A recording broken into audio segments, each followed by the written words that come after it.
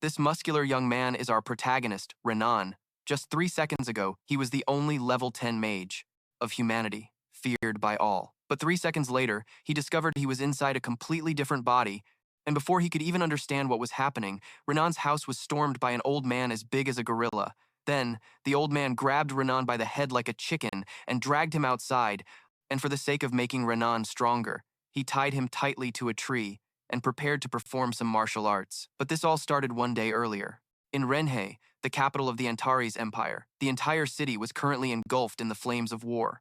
At that moment, suddenly, the roar of a monster echoed throughout the capital. Then, it stomped its massive foot down, causing countless soldiers to lose their lives. And after doing this, it opened its mouth to the sky and let out a few roars to display its power. At this point, its form was revealed. The monster's true form was an incredibly enormous, yet somewhat grotesque dragon. Meanwhile, not far away, an old man armed to the teeth in full armor was looking at the battlefield and said, "Over 2 million of our elite troops have been defeated by the demons they summoned." And in response, a soldier behind him quickly added, 200,000 troops were killed by wide-area magic attacks and summoned beasts, and another 300,000 were injured. The Demon King has brought disaster upon our nation, spreading evil throughout the world. Now is the time to end it all. The Demon King will fall at the hands of true heroes. It's all thanks to the great wisdom of His Majesty, the Emperor. Scene change to the Grak area, the center of the palace, the great demon hall of the abyss. At this moment, a voice rang out, "I will not let you continue your evil deeds." The owner of this voice was a young man.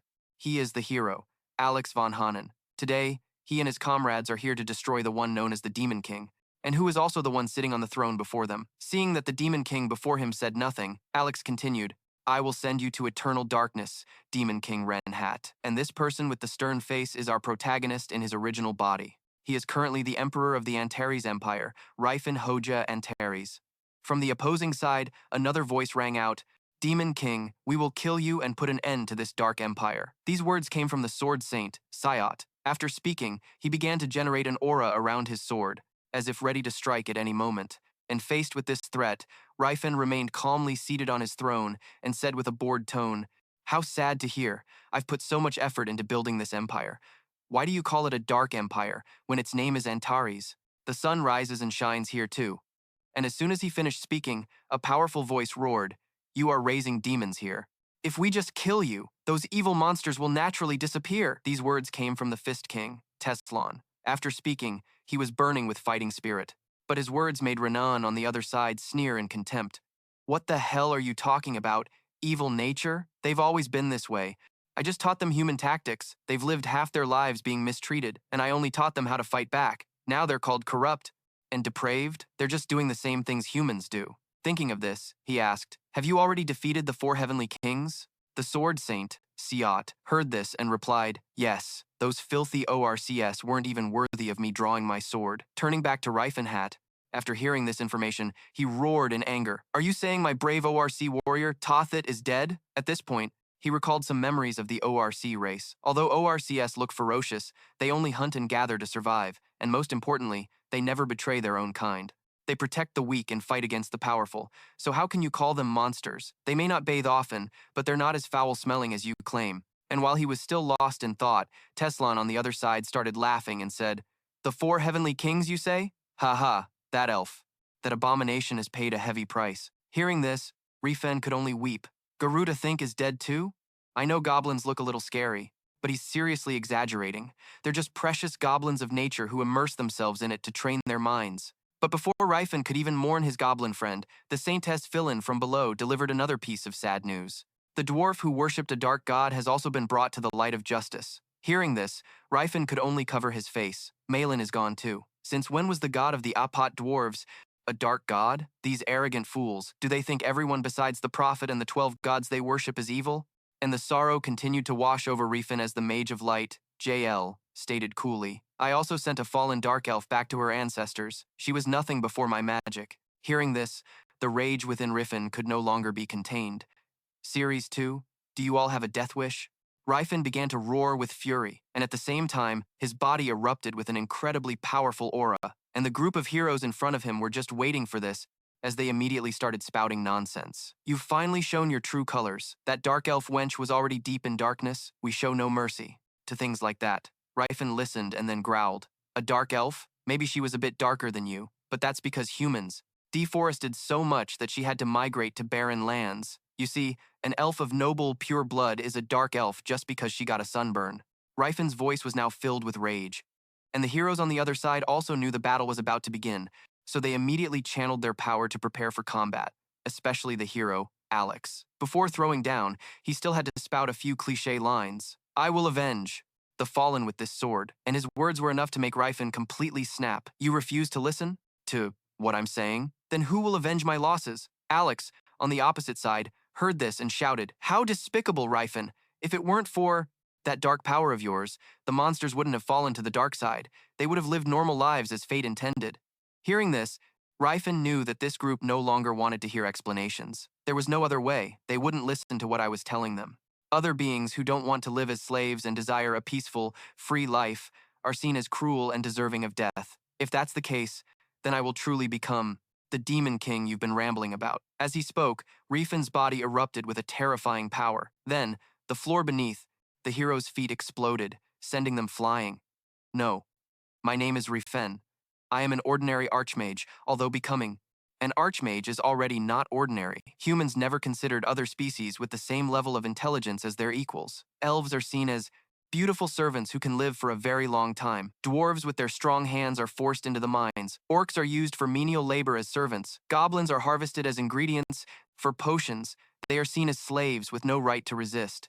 I was so surprised when I discovered their forgotten civilization and the truth behind it. After that, I got to know them and shared our cultures. I learned spiritual magic from the elves and shamanism from the goblins, and by combining them, I became the first person in history to unlock 10 magic circles. I still kept in touch with them. The ones who changed my worldview, I couldn't accept them being treated like slaves and began to rescue them. But it became harder and harder to deceive the humans as my territory gradually expanded. Human knights also organized crusades against my lands. They kept attacking, destroying everything, pillaging, and forcing me to migrate. All I did was fight back, but in the end, my territory became larger than ever before. It just kept growing and growing, eventually becoming the Antares Empire. I founded this nation, but that doesn't mean I hate humanity. I just believe that other beings also have the right to live and pursue happiness, just like humans. That's why I never organized an army to take revenge on humanity. But what was bound to happen, happened. As soon as all the citizens of even Antares admitted this was a wonderful place to live, yet those people claimed it was because the Demon King's magic had manipulated them. I knew they thought that way ever since I formed the Orc and Goblin army. They aren't exactly beautiful creatures, but to kill them just for that reason? Unacceptable. At this thought, Ren let out a resounding roar. I have a duty to protect my kingdom. If there is any law that permits this slaughter, I will erase that law and replace it. As he spoke, Ren began to use his magic, controlling countless broken stone fragments and firing them like cannonballs, and that bargain bin hero, Alex, was the first to get hit. His entire body was sent flying like a rag doll after taking the hit. I can't even understand what kind of hero this is, getting taken out after just one hit from the boss. Seeing him sprawled out cold after a single blow, Reffenhart sneered. I'm pretty sure you were called a hero for mastering both the sword and shield, but in reality, you haven't mastered either and have no real strength at all. At the same time, Ren thought to himself, his strength is decent but not great. Heroes usually live until the end of the story, but that's only in stories. In reality, they die easily. Now, only the Fist King Teslon remains, the one known for his incredible physical strength, Ren thought as he began to stare at the colossal body seething with anger. This was an incredibly strong opponent, so he had to be careful. Defeating the others wasn't difficult, but Teslon was different. This guy was frighteningly strong, making him very hard to beat. And just as Reffenhart had that thought, the Fist King Teslon charged forward like a cannonball, and with just one punch, he shattered the entire floor into countless pieces. But luckily, Ren managed to dodge just in time. However, the Fist King Teslon wasn't about to let him go. Right after missing, he charged in once more. Just like that, the battle continued, and after a while, their fight had moved all the way outside the castle. At this moment, Ren was standing on the castle wall, trying to locate Teslon after the recent explosion, and right after that, his eyes nearly bulged out of their sockets, because that giant gorilla had closed the distance in an instant, launching a flying elbow strike. Seeing this, Reffenhart gritted his teeth and began to cast some kind of spell. Teslon on the other side roared, "We will be victorious, Demon King, Reffenhart." After speaking, he decided to pull back his elbow and deliver a powerful chop instead. It was unclear what kind of magic Reffenhart was trying to use, but it seemed the casting time was a bit too long. because before he could even use it, Teslon's hand slammed right into his head, causing him to cough up blood, and even though it hurt like hell, for the sake of his pride, Ren still managed to choke out. "Is that all you've got?" I blocked it with my magic. Seeing this, the Fist King Teslon had to give him props. As expected of the Demon King, "You're pretty tough." Turning back to Rife'n, the gorilla's last blow seemed to have driven his neck into his shoulders. Damn it. My spine is shot. It's going to break soon. I need to deal with him first, but there's no way I can beat this gorilla. Looking over at Teslon, his body was now enveloped in the aura of a Super Saiyan 2, and he slowly advanced on Ren, saying, "I will punish you myself." "All right, you win," Ren said while trying to stop the bleeding from his head. And faced with Ren's surrender, Teslon said, "I believe everyone will now be freed from your demonic curse." The clueless Teslon said this nonchalantly, not knowing that his words would make Ren instantly change his mind. I was about to give up, but now I've changed my mind? Freed from a curse? Are you saying that being enslaved is their destiny? I can never accept that. This is insane. With that thought, Ren pulled out some kind of circular magic device and began to explain it to his opponent. "This is the Eye of Space-Time, a magical artifact I found in an ancient ruin. It's an artifact containing such immense magical power that even a 10-circle archmage like myself cannot decipher it." Hearing this, Teslon on the other side knew something was wrong and quickly shouted, "What are you planning to do?" For some reason, Rife'n actually answered him truthfully. The space-time reversal spell, a spell capable of turning back, to reverse time and deceive the gods. "Stop me if you can, Martial King!" With that, Rife'n began to pour all of his power into this artifact. I don't know if it'll work, but I have nothing left to lose. Meanwhile, the Martial King charged straight at him. Rife'n, busy channeling his mana, couldn't possibly dodge. "I can't die! I can't just die like this!" These thoughts repeated over and over in Rife'n's mind, and just then, the Martial King's fist collided with the artifact, resulting in a terrifying explosion, and both of them were swallowed by the blast. Scene change. In a certain forest, in a clearing, stood a 2-story wooden cabin with smoke billowing from its chimney. And inside this house, a lazy bum was just waking up. This sound, this warm feeling, this comfortable sensation. Am I still alive? Did I succeed? The spell I hadn't even half deciphered. I'm truly a genius. I didn't even think it would work. Then, the owner of this voice looked around and wondered, where am I? It seems I succeeded in traveling through time, but I've never been to a place like this in my past. What age did I even return to? Rife'n thought, scratching his ear. And soon after, Rife'n looked at his muscular body in the mirror and commented, "With a physique like this, most young men would cry their eyes out. But who is this anyway?" Rife'n wondered aloud. Then, he looked at his hands and mumbled, "What are these calluses? This body is all brawn and scars, it's disgusting. A mage only needs to be proficient in magic. What's with this useless six-pack? It's a bit strange for me to judge myself like this, but my body when I was young made several girls fall head over heels. And after I grew up, I became even cooler and made a few elves shed tears." Thinking this, Rife'n looked at himself in the mirror again and lamented, "What's with this idiotic face? Where did my chiseled face go? Now my body looks more like an actual statue. What on earth happened? Did my time reversal spell fail? Is that why I'm in the body of some random nobody? If so, that means this isn't the past and I'm still in the present. But instead, I've swapped places with the soul of this body? Let's see. This body has thick brown eyebrows, resilient eyes, and a stubborn mouth, if his build were bigger and he grew a beard." And as he thought this, a certain figure faintly appeared in Rife'n's mind. "Don't tell me this is the indomitable Martial King, Teslon." As he realized this, Rife'n's face twisted in horror, and at that very moment, a loud shout echoed from outside. "Teslon, the sun is already high. What are you doing in there? Why haven't you come out yet?" And the owner of this voice was an old man bigger than a gorilla. His appearance scared Rife'n to death, and as soon as he stepped into the room, he grinned widely at Rife'n. Today is going to be another great day. Faced with this cheerful attitude, Rife'n looked bewildered and asked, "Sir, who are you?" Hearing this, the old man bent down, stroking his beard as he observed Rife'n. "Humph, why are you looking at me like this is the first time you've ever seen me?" "I'm asking because I genuinely don't know," Rife'n said hurriedly. In response, the old man stroked his beard, clicked his tongue a few times, and said, "Tisk, tisk, Teslon, haven't you already used the amnesia excuse 2 times? You should know that this excuse won't work anymore." After saying that, he casually grabbed Rife'n by the head and said cheerfully, "Now then, let's head out to the training ground." "Wait, training? What training?" Rife'n cried out. At the same time, he was racking his brain trying to figure things out. Given the situation, this must be Teslon's master, the strongest martial artist the continent has ever known, the Martial King. Jorg Grom Protasi. And not long after, Rifenh found himself tied up like a pig to a large tree trunk. Hey, old man, will you please just listen to what I have to say? Rifenh screamed helplessly. And of course, to the martial King Jor, his words went in one ear and out the other. Be quiet, you're far too talkative today. As he spoke, he pulled out a cloth and tightly gagged Rifen's mouth. Then, he casually picked up a bamboo stick from a pile of canes and said, All right, it's time to start training. And then, to Rifenh Hat's horror, he slammed the stick right into his stomach, making the poor guy shed tears of pain. What made it even more infuriating was that his mouth was gagged, so he couldn't even scream or curse. What the hell is happening? Ren wondered in agony. But before he could think any further, Joret from across him unleashed a relentless barrage of strikes. He even turned his face away, as if not wanting to witness his disciples' suffering. At this point, Ren was already thinking about his last will. Looks like this life is over for me. Siri, goodbye. Back with Jorat. After giving Ren a few more whacks, he noticed something strange. His arm felt a bit strange just now, much softer than before. Did he really lose his memory? Our martial arts school is the best place to train for strength anyway, so you just need to train diligently. It's not a big deal, so the solution is simple. We'll just continue as planned. With this in mind, he even began to swing the stick faster. This kind of training is nothing for him. After a good beating, you'll be back to normal in no time. Jorat began to train his disciple with gritted teeth, and at the same time, he didn't forget to lecture Ren. The reason humans use weapons is because they are weak.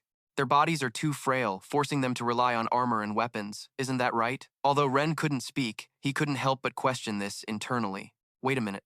Why is he calling people stupid for knowing how to use tools? And as if hearing Ren's inner voice, Jorat leaned in close to his disciple and roared, It's all just excuses. That's the disgrace of a man who cannot overcome his own weakness.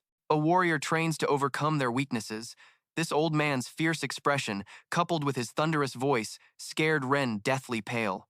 This is the first time in my life I've ever heard such a simplistic and idiotic philosophy. As for Jorat, the more he lectured, the more worked up he became. By now, the whites of his eyes were showing as he yelled, Humans are like steel. The more they are beaten, the stronger they become, just like steel. Having said that, he snapped the bamboo stick in his hands in two. Ren, on the other hand, could only endure these words with silent fury. This crazy old geezer, how are people anything like steel? Back to Jorat, all of his battle-crazed energy was about to be unleashed on Ren. Somehow, he had already produced another bamboo stick and told him, You are the disciple I chose. Trust me, your body has no limits. You can become steel. At this point, he felt overjoyed to have met someone like King Teslon. Not everyone can grow strong through training, just as only high-quality iron can be forged into steel. Only a select few can attain a body as hard as steel. And I have met you, Teslon. With that thought, he slammed the bamboo stick right into Ren's face, making him gag. But it still wasn't over. Jorat then began to use 120% of his power, determined to forge his disciple into steel. A tempest of blows rained down upon Ren's body. But on the bright side, while the old man dished out the pain, he also offered plenty of encouragement. Think of the ocean. The ocean swallows all things, yet it does not change. The ocean is inside you. Bring forth the ocean within. And faced with these words of encouragement from the old man, Ren could only think one single thought. What a load of bull. But that was only his thought at the time, because by the end of the steel forging session, he really did see the sea and the ocean his master had mentioned. And once Ren saw the sea, old man Jorat decided to let him go. That's enough for today. Go inside and get some rest. It was only then that Rifenh Hat realized he was still alive, that he hadn't died. I took such a beating, and I'm still not dead. Ren muttered like he was having a breakdown, then he hugged himself and said, Thank you, body, for being this tough. Thank you so much. And that evening, to help his disciple's body recover more quickly, old man Jorat prepared a special bath for him. But when Ren saw the ingredients being added to the tub, he was astonished. Oh my god, those are Jaren leaves and petals. This is a healing tonic, isn't it? An entire vial of potion. A healing potion costs 10 silver coins. But I never expected to see a whole bathtub full of it. I've heard that queens bathe in milk for beautiful skin, but even that is nothing compared to this. But why bathe in medicine, Renat wondered. Seeing this, Jorat, who was beside him, replied, What do you mean? After forging steel, you have to cool it down, don't you? And this old man's words made the 10th Circle Grand Mage's mind start to work. After training my bones and muscles to the brink of death, I would recover quickly by using the power of magic and healing potions. If so, my body would heal before it collapses and grow even stronger. So that means this training method isn't completely insane. I fought Teslon myself, so I know his body, just how tough it is. Teslon must have repeated this training regimen over and over since he was a child. With that thought, Renat sat down completely, letting the medicinal water envelop his entire body. Then, he also wondered, I know for a fact this is the past. So what happened to my original self during this period? Does a younger Reneth exist? Can two identical souls exist in the same timeline? If so, I can form two hypotheses. First, the future Reneth, me, who is currently in Teslon's body, coexists with the younger Reneth. Second, the soul of the martial king, Teslon, is inside the younger Reneth's body. Time flew by, and the next morning, as soon as he woke up, Reneth was greeted by a mountain of meat that Jorat had prepared. Eat all of this. An overworked body needs to be nourished, Jorat said with a smile. Hearing that, Reneth dug in and ate like crazy, and right after he finished, Jorat took him mountain climbing. All right, now we'll go for a little walk to digest. And at the old man's pace, it wasn't long before he had already shot up to the summit, while Reneth was still struggling to climb up. And because he was so slow, this gorilla of a master started to complain. My disciple, are you tired? Or perhaps we should continue this morning's training. As he spoke, he held a stick in his hand, as if ready to help him forge steel the moment Reneth said yes. And of course Reneth quickly refused. Not at all, master. Damn it, how much longer do I have to endure this barbaric training? Reneth thought to himself while doing sit-ups on the edge of a cliff. This horrendous training continued, and by that evening, his body was completely drained, so much so that he could only shed tears from one eye. Afterward, he curled up in a corner and contemplated his future. Will the future be affected? Assuming my younger self still exists, what will happen when our two souls meet? The uniqueness of every soul is an immutable law that underpins this world. Worst case, my soul will disappear, but the young Reneth won't become a mage for another 10 years. He must be studying very hard right now, just absorbed in his books in the magic tower of Delphia, so he likely won't cross paths with me. But what if Teslon has possessed my body? No. Even so, his progress would surely be slower than mine. Teslon's strength comes from torturous physical training with his master. With my weak body, he wouldn't be able to accomplish much. As long as he hasn't reached the 10th circle, this kind of training requires a master's guidance. There's no way he could do it alone. Wait, with Teslon's level of mastery, he might actually find a way. But regardless, the first thing I have to do is escape this prison. With that, Reneth peeked his head out to survey the area, and as soon as he confirmed that the old gorilla wasn't there, he took off running. I'm getting out of here. No matter what I have to do tonight, I will escape, Reneth silently swore to himself. And just as his resolve was peaking, Jorat's voice suddenly echoed from up ahead. My disciple, where are you off to? And that voice made Reneth's eyes pop out of his head. He had no idea when, but old man Jorat was already sitting right in front of him. This freakish old man, when did he get here? Reneth wondered internally. At the same time, Jorat, sitting opposite him, stroked his beard in thought and said, You've been quiet for 1 or 2 months now, and now you're trying to run away again? This makes the 9th time, right? You're about to hit double digits. Hearing this, Reneth hastily tried to explain, I really wasn't. It's that Teslon guy. My name is Rifenh, and I'm a mage. And at these words, old man Jorat started stroking his chin and asked, Oh, you have a new backstory? Last time, you said you were from another world, and that you'd met dragons and gods. And before that? I'm from the Huan continent kingdom in the east. There's a place called the Murim. You were the leader of a cult, but were reincarnated or something, right? As the old man spoke, Rifenh broke out in a cold sweat over Teslon's incredible tall tales, turning to Jorat. At that moment, the old man cheerfully grabbed Rifenh by the head and said, This one seems more convincing. You've improved. Now go home and sleep. Then, without waiting for Rifen's consent, he grabbed him by the head and dragged him home. Meanwhile, Rifenh could only curse helplessly in his mind. Damn, old man, I failed today, but I'll definitely succeed next time. I admit my escape attempt failed today, but don't think I'll be locked up here forever. Rifenh gritted his teeth, his eyes filled with resentment. And just as he had planned, the very next morning, Rifenh decided to escape. But no matter what method he used, the old man found him with ease. Whether he took the mountain path or the river route, and the reason was incredibly simple. Because back when he was a disciple, he had gone through the exact same thing, so he understood perfectly. Just try to endure a little longer. I have 30 years of experience preventing disciples from running away. There's never been a single one in history who hasn't faked an illness to escape. Jorat cheerfully shared his experiences with Rifenh. But Rifenh wasn't listening to a single word. Though after 2 failed escape attempts, he had at least accepted reality. I've given up on the idea of escaping the man known as the Demon King, because giving up isn't in his vocabulary, and even if I got lucky and escaped, he would chase me to the ends of the earth. It's better to just pass his trials fair and square and then leave the mountain. And so, Rifen's days of being beaten and forged like steel continued. Time flew by quickly, and 2 years had passed since Rifenh began training with Jorat. At this moment, the old man's cheerful voice rang out, You did it! You've finally awakened your own power! Following his gaze, Rifen's entire body was now enveloped in a deep orange aura. As for Rifenh himself, he was so astonished he couldn't believe it. Because it was said that even the sword Saint Cyrus only awakened his aura in his late 20s, yet this body wasn't even 20 years old. And at that moment, on the opposite side, Jorat saw his dazed expression and laughed excitedly, saying, "Why are you just standing there stunned? Achieving this result while training with me is perfectly normal. If you stimulate your survival instincts and train your body, your will to live will enhance your life force and the power to release your aura. Let's move on to the next step." Hearing this, Rifenh asked, "Can I learn normal martial arts now? What will we be training now, master?" As he said this, he felt a flicker of hope, wondering if he could finally leave the mountain. And in response to his expectations, the Fist King Jorat began gathering aura into his fist and said excitedly, "Now we spar, of course?" Judging by his attitude, it seemed he had been waiting for this day for a very long time. As for Rifenh, he was stunned, silent, after hearing that.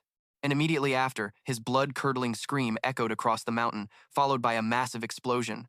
And just like that, another 3 years flew by. The scene shifts to the southern part of the Vasily kingdom, to Mount Lat Charai. This was an incredibly treacherous mountain. At a waterfall on the mountain, Rifenh was standing there, practicing something. He was seen standing opposite the waterfall's cliff face, breathing slowly. Then, he mumbled, "Calamity sound wave."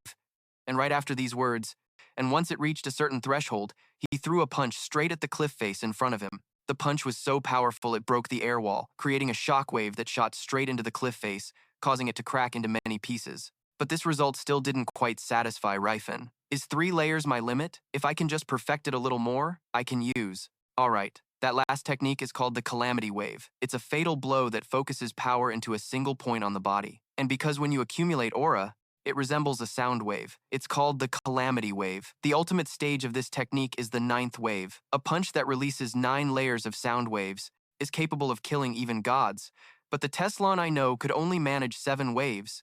Even Master Jarrett never reached the 9th level. The old man said I had to reach at least the 4th level before he'd let me leave the mountain. It's been a long time since I've been back to the village. He's probably grabbing a few drinks before he shows up. The old me would have definitely used this opportunity to run away and end these days of physical training. As this crossed his mind, Ren began to stare into the palm of his hand, thinking about something. Next, he held both hands out in front of him and began to gather the magical energy in his body, forming a ball of light. Gathering energy in my palm, transforming air into a projectile to annihilate the enemy. Air bullet. After speaking, Rifenh launched the orb at a nearby tree trunk, and its power was underwhelming, barely leaving a few marks on the tree trunk. Rifenh scratched his head in embarrassment upon seeing the result and said, "Well, this body isn't helping me at all. Even though I clearly remember all my magical knowledge, my mana is completely stagnant in this rock-hard body of Teslon's, which also has absolutely no aptitude for mathematics. I don't know if I can even become a mage again." And just as Rifenh said this, he sensed something and glanced to the side. This presence isn't human," Rifenh muttered. And then, immediately after, the figure of a green-skinned youth appeared on the path in front of Rifenh. Upon seeing this person's arrival, Ren's face grew serious as he thought, "An orc? Judging by his size, he must be 3 or 4 years old. He seems to be in a rush. Did he just escape from the arena?" Turning to the green-skinned youth, the boy looked at Ren with an extremely worried face and said, "Human, if you pretend you didn't see me, I won't kill you." To Rifenh, this young orc's threat had absolutely no effect on him. He's only saying that because he thinks I look friendly. Besides, despite the power disparity, he chose to flee rather than fight. With this in mind, Ren spoke up, asking, "Hey orc, is someone hunting you?" He spoke these words in a strange language. Hearing this, the young orc across from him exclaimed in astonishment, "How can a human like you know our language? I was just lucky enough to learn it," Ren said with a smile. Turning back to the green-skinned youth, after learning that Ren could speak his people's language, he let out a sigh and said, "Thank goodness, yes, I'm being hunted." Hearing this, Rifenh's interest was piqued, and he offered, "I can help you. Do you trust me?" The young orc replied, "If you know the language of the orcs, then you are my brother. I can sense your sincerity. But brother, helping me will put you in danger." This considerate attitude from the green-skinned youth made Ren think with some delight. He speaks so pleasantly, he must come from a good bloodline. After this thought, Ren reassured him, "I can handle it, trust me." With that, the 9th level Archmage began to use his meager amount of magical energy to cast a spell. And as soon as the spell was complete, the large crater created by Rifenh's earlier technique was enveloped in a purple barrier. He then turned to the young orc and said, "Hide in there. My magic will help you stay hidden." Seeing that Renat could use magic, the green-skinned youth was completely astonished and asked, "You're a mage?" Renat, surprised by the question, asked back, "Is it strange for me to be a mage?" No, it's not that. It's just your body," the youth said awkwardly, glancing at Rifehn's ridiculously muscular physique. Anyone looking at him would find it hard to believe he was a mage. Putting that aside, the young orc then entered the cave and said, "I am very grateful for your kindness." And just as he disappeared behind the barrier, a voice echoed from behind Rifenh. "This is so annoying. Do I really have to deal with all this mess for a few measly silver coins?" Rifenh, hearing the commotion, turned to look, and following his gaze, a group of people began to emerge from the forest, led by a long-haired man with an incredibly arrogant face. As soon as he saw Rifenh, he arrogantly said, "Hey, you there, have you seen an orc run through here?" And as soon as he finished speaking, a bearded blonde man behind him added, "We'll reward you with 1 gold coin if you tell the truth." The long-haired man, hearing his comrade's offer, quickly turned and whispered, "Hey, what are you talking about? I don't have any gold coins. Who would actually give it to him? I'm just tricking him so he'll spill the beans," the blonde man said, laughing slyly. Turning back to Rifenh, faced with their question, he bluntly replied, "Haven't seen a thing." "Are you sure about that?" the long-haired man asked suspiciously. And at the same time, an old man behind him noticed the footprints on the ground and said, "Aren't these orc tracks? He must be here." "Search for him," the long-haired man commanded. After hearing them, Rifenh felt extremely embarrassed. "Damn it, my magic was too simple to erase the footprints." Rifenh thought to himself and then coldly said, "This is my home, I can't let you in. On the other side." The long-haired man, hearing him say that, angrily retorted, "Are you crazy? A forest dweller like you dares to block our path." Meanwhile, his blonde companion, seeing his hot-headedness, worriedly said, "Bright, this guy doesn't seem normal. What's there to be afraid of? There are over 10 of us." Bright yelled, then began to threaten Rifenh. "Hey, you brat, stop being stubborn and get lost. You've got a sturdy body, I'll give you that. But even so, you're still just a kid." Turning to Rifenh, after hearing the threats from Bright, he recalled the teachings of his master, Jurat. "My fists are weapons of destruction. A single swing can take down a man. So what should I do? Master, show proper mercy to the weak. For someone whose fists are stronger than any weapon, wielding one is my act of mercy." And following his master's teachings, Rifenh decided to be merciful to these men by using some kind of magic. At that moment, a magic circle began to appear at his feet. Then, from the center of this magic circle, a handle began to rise up. Rifenh then grabbed this handle and slowly pulled it upwards. What appeared before everyone's eyes was a stone staff with 4 square edges. Next, Rifenh looked towards the group with a dangerous glint in his eyes and said, "Don't worry, if I use this, you won't die." The hunters on the other side, after seeing Rifenh pull out a weapon, all charged forward to attack him. "That kid's holding a staff? Does he want to declare war on us? How skilled can a little brat be?" And facing the attack of these weaklings, Rifenh flashed a bright smile, then began to strike without a hint of mercy. Each hunter that rushed forward was met with a single blow, sending them flying. At the same time, he also thought, "My school focuses on fist and foot techniques, but that doesn't mean we don't train with weapons. However, the true purpose of this staff isn't for combat, but for disciplining students.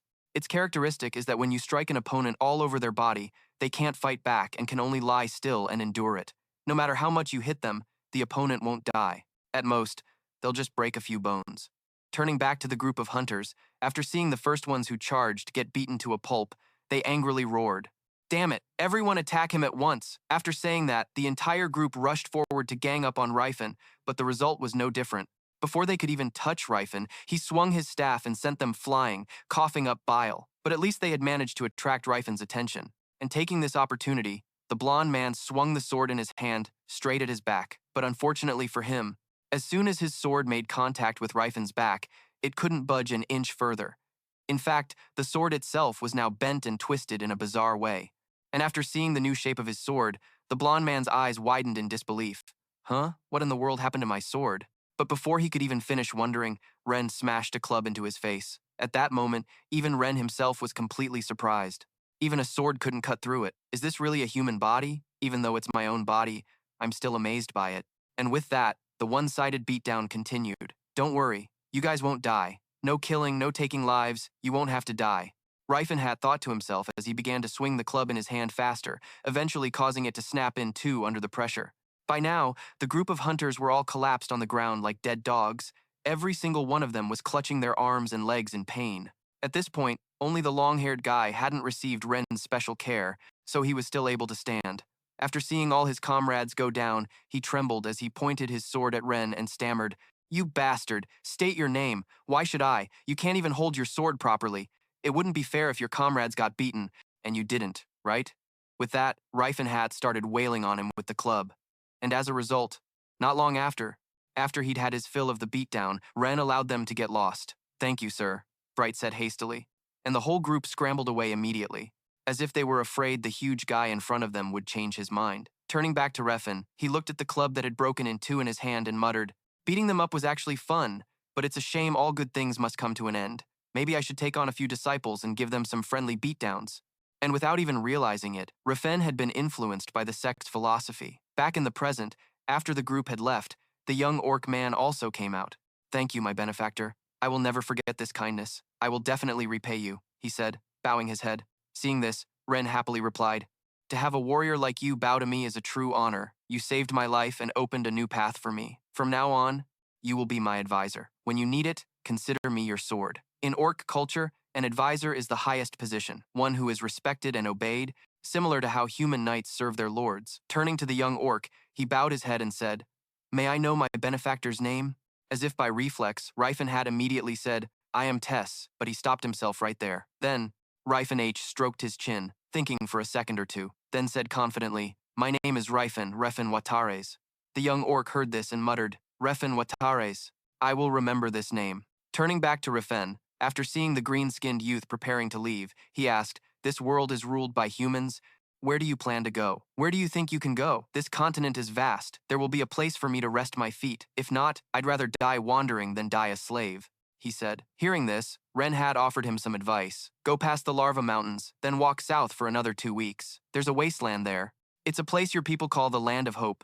Go there. Other orcs are also hiding there. The Blue Bear tribe. I also have business to attend to." The green-skinned young man heard this and turned to leave. "Then I'll be going as well," he said. Just then, Ren H, who was behind him, remembered something and shouted, "Ah, that's right. What's your name?" The young orc happily turned back and said, "I am the son of Koda, the heir of Latex. My name is Tathi." After saying that, he left immediately. Hearing this, Ren was left dumbfounded. He's Tathi, one of the 4 heavenly kings, the great warrior Tathi. He's the chieftain of the Blue Bear tribe, who later becomes the great leader of the Orcs. I wonder if the real Teslon met Tathi in the previous life. But with that personality, he would never have helped an orc. It seems the cogs of fate have turned. Destiny is truly a fascinating thing. As he thought this, memories of his old comrades flooded into Renhat's mind. Someday, I will meet my friends, my brothers, again, the descendants of those brave warriors. Time once again flew by, and half a year had passed since the strange encounter with Tathi. Right now, Renhat and Jorat were in the middle of a sparring match. "Take this, disciple!" Jorat let out a resounding roar and threw a punch forward. Following his fist was a pillar of light. Was unleashed. This was the ultimate chi blast technique. Renhat, who was in front, saw this and quickly shouted, "Whoa, that's a bit much." After saying that, he hurriedly swung his arm forward to use the spiral protection skill. This technique swirls his aura into a circle to create a defensive shield, and thanks to that, he managed to survive the old man's technique, although he was still pushed back a bit. Jorat, seeing this scene, happily said, "Good, very good. Your protection has reached its peak. I still remember it like it was yesterday. You were still insisting that Teslon was Renhat after I beat you senseless. That was 6 years ago. Why are you still bringing it up, master?" Renhat complained. Hearing this, Jorat stopped reminiscing and thoughtfully said, "It's been 10 years since I started teaching you, hasn't it? You're much stronger than you were back then, but why are you still so tiny?" Jorat began to look at Renhat with a puzzled expression. Hearing this, Renhat stammered a bit. "What do you mean by that? Tiny? I'm over 6 feet 2 inches tall." And in response to his words, the martial king Jorat roared, "Nonsense. Members of the Cheonbium sect must be at least 6.5 feet tall. The Teslon I once met was around 7.5 feet tall," turning towards Jorat. At that moment, he grabbed Renhat's head and spat all over his face. "Have you been diligently following the breathing technique I taught you? It must be due to individual body types." "Master," Renhat said hastily, while thinking to himself, "Are you crazy? I don't want to get any bigger. No way. If I use that breathing technique, my body will look totally weird." Back to the martial king. After hearing his disciple's words, he accepted it. "I suppose so, as long as you're still sturdy with that tiny frame of yours.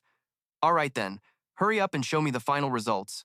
Begin." Following his words, Renhat jumped down onto the frozen lake in front of them and closed his eyes to focus his mind. And when he opened his eyes again, Renhat stomped his foot and shot straight up into the sky. and while still in midair, he gathered aura into his right arm to use the Calamitous Sound Wave skill. His target was the frozen lake below, Calamitous Sound Wave, 4th stage. Upon the impact of the punch, the lake's surface began to crack into countless pieces. Finally, it exploded, sending shards of ice flying everywhere. Marshal King Jorat, after witnessing his disciple's performance, laughed heartily. "Ha ha, excellent! With this move, you won't be defeated by anyone." Meanwhile, Renat was ecstatic. "I did it! The Calamitous Sound Wave, 4th stage." Turning back to the Martial King, because Renat had successfully used the 4th stage of the technique, he began to speak. "It seems the time has come for you to step out into the world. You have done very well, Renat, my disciple. Now you can live freely as you wish. I don't care if you become good or evil. Live the life you want. That is the reward for your years of training."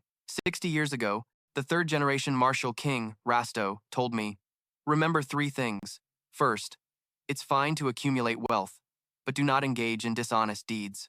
Jorat, at that time, heard this and asked with some confusion, "Huh? I thought you said it was okay to become evil?" "I'm saying, if you really want to, at least be a villain with some dignity, at least have your own style." "What a strange ideal," Jorat said, turning to the 3rd generation Martial King. He ignored Jorat's words and continued his instructions. "Second, whenever possible, stand on the side of those who are treated unjustly. Isn't it better to be praised and respected?" "Those who are treated unjustly, not the weak," Jorat asked, confused. And in response to this question, the 3rd generation Martial King began to enlighten his disciple. Being weak does not necessarily mean being treated unjustly. Besides, there are many people in this world weaker than you. How do you intend to distinguish between them? Then he raised 3 fingers and said, "And third, the most important thing, no matter what it takes, never let the martial arts of the Cheon Biome sect be lost. You must find a disciple and pass on this great martial art. Understand?" "Yes, master. I will take it to heart," Renat said hastily. Hearing his disciple's words, Martial King Jorat smiled and tossed a bag to Renat, saying, "Finding a talented child is not an easy task that can be done in a moment. Remember this for the rest of your life, but when the opportunity comes, do not miss it. Take this. Inside are clothes and travel expenses." Across from him, Rifenh hurriedly caught the bag of belongings and money pouch that Jorat tossed him, then grimaced and said, "Only 30 silver coins? I thought people in the Vasily Kingdom were pretty well off. Master, you even have a mansion, right? You should have given me more than this." And in response to his disciple's question, Jorat grinned widely and said, "Our martial school has a rule about paying a fee for those who leave the mountain early. The fee was just increased due to inflation. It used to be only 25 silver coins. Even so, this is still half a year's living expenses for a commoner." As he said this, he also pulled out a map, handed it to Ren, and said, "I've also prepared a gift for you at the carriage row. You can find the place with this map. Feel free to visit if you're ever nearby." And after that, Ren finished packing his gear and headed down the mountain. At this moment, he felt a little reluctant to leave. "Is it really okay for me to leave the mountain? Am I really free to leave this place?" Rifenh thought as he turned to look back at the mountain where he had trained for so long. And while he was still lost in nostalgic thoughts, a massive pillar of light suddenly shot up from the top of the mountain, making his eyes go wide. "Holy cow!" Renat cried out in terror upon witnessing this scene. And this was the farewell gift from his master, Jorat. "Go, my disciple, do not regret this parting. Move forward and don't look back. You are the inheritor of the greatest doctrine in this world." And without his master needing to say a word, Ren was already scared out of his wits after seeing that. Now, he wouldn't dare go back even if you paid him in gold. The scene shifts to a large inn in some town. At this moment, a man was speaking worriedly to an old man next to him. "It's too dangerous, village chief." Hearing this, the old man said, "I have to say what needs to be said, even to a noble." Just then, a knight across from them noticed their demeanor and turned to ask, "What's the matter, village chief?" Hearing this, the village chief stepped forward to speak. "I request that you pay for all the provisions that you and your knights have consumed during this time." And as soon as he heard about money, the knight's face soured more than ever. "These damn peasants," he thought to himself, then tossed the old man 1 gold coin, saying, "Here, this should be more than enough." The village chief hurriedly caught the gold coin and fell silent. Seeing his silence, the knight confidently thought, "This must be the first time these wretches have seen a gold coin." But his confidence didn't even last 3 seconds before the village chief proved him wrong by speaking up. "Sir, this is nowhere near enough." Before he could even finish, the knight spun around with a furious expression and roared, "What? You insolent fool!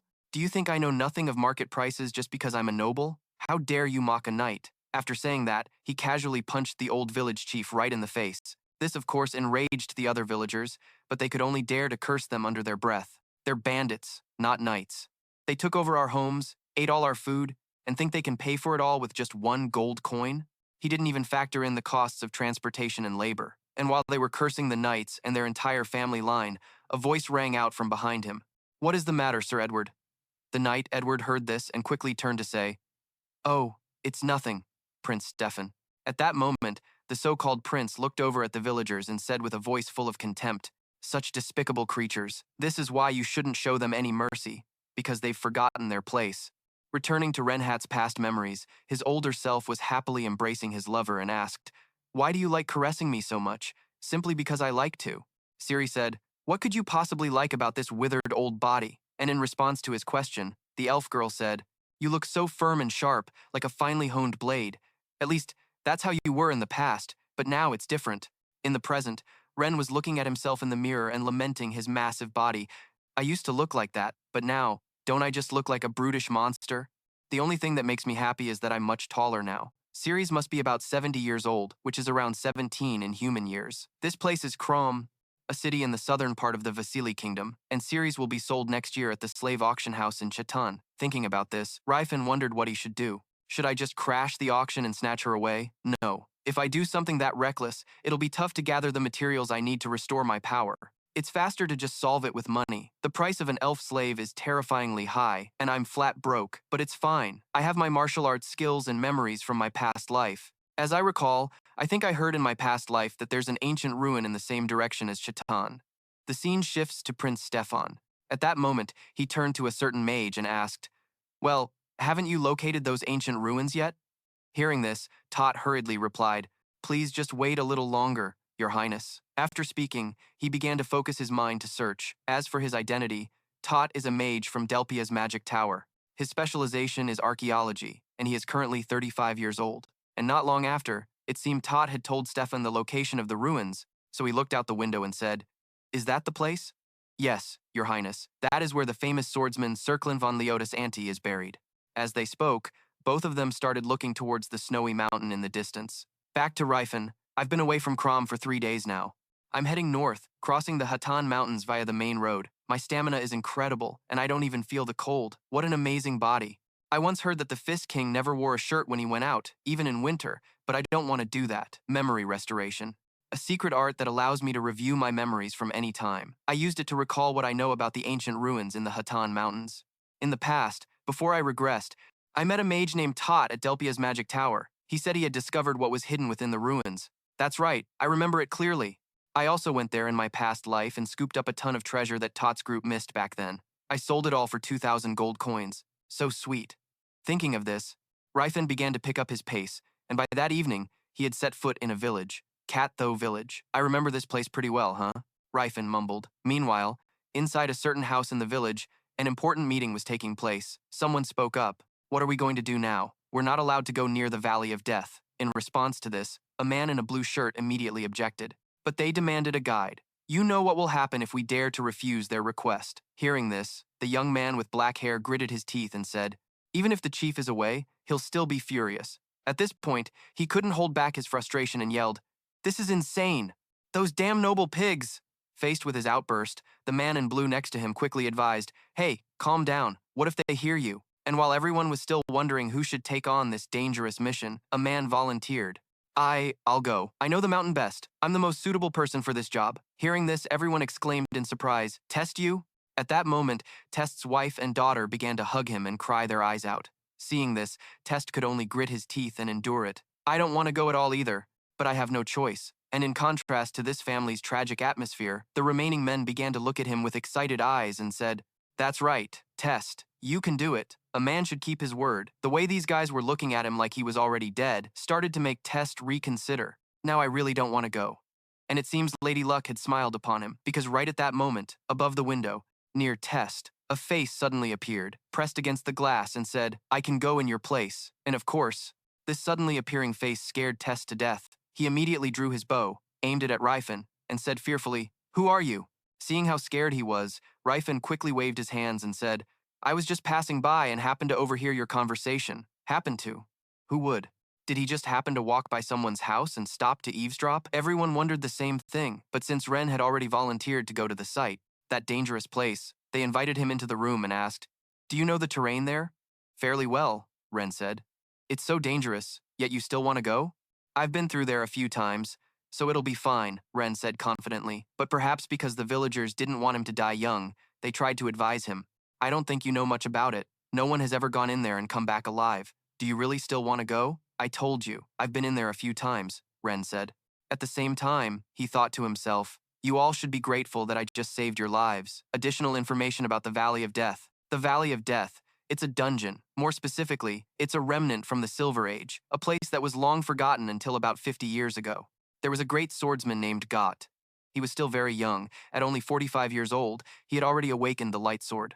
He had participated in every expedition on the continent, and his heroic tales spread throughout the kingdom of Vasily. But fame makes a man arrogant.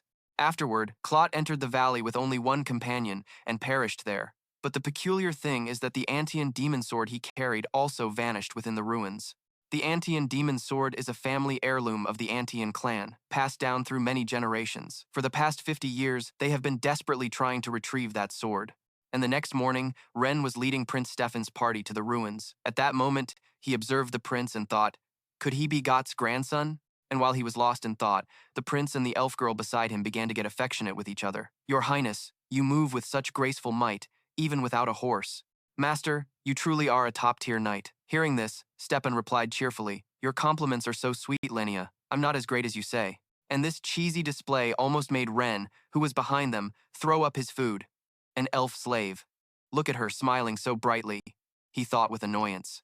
Next, he turned to look at a person with long red hair, sizing them up. There's only one priest in the party. Is his name Shinlan? He looks so young. Does he even know how to use spells? Moreover, this person is a guy? Ren started to break out in a cold sweat at his own thoughts. Then, he glanced over at the mage, Tot. I should try to strike up a conversation with Tot. It's been a long time since I've seen him, but those two were too engrossed in their conversation. He had been talking non-stop since they departed, and this atmosphere just feels off. Something isn't right here. And just as he had that thought, a very dangerous idea suddenly crossed Ren's mind, causing his face to drain of color. Wait a minute, could he be? And to preserve the innocent image of an acquaintance, Ren began to deceive himself. No way, Tot is a kind person. It can't be. How could he possibly be? And while Ren was still sweating over his own thoughts, Edward spoke up from behind him. A wise choice. Traveler Ren heard his voice and turned to ask, you mean choosing me as the guide was a good choice? Not exactly. I had to go in place of the villagers anyway. Edward heard this and admitted, that's right.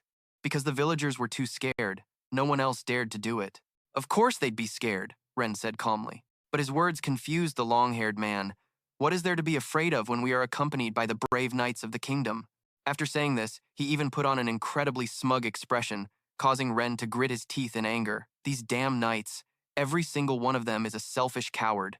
Those guys are an embarrassment to work with. What good are they anyway? And while Ren was still silently cursing them, a sudden shriek echoed from above them.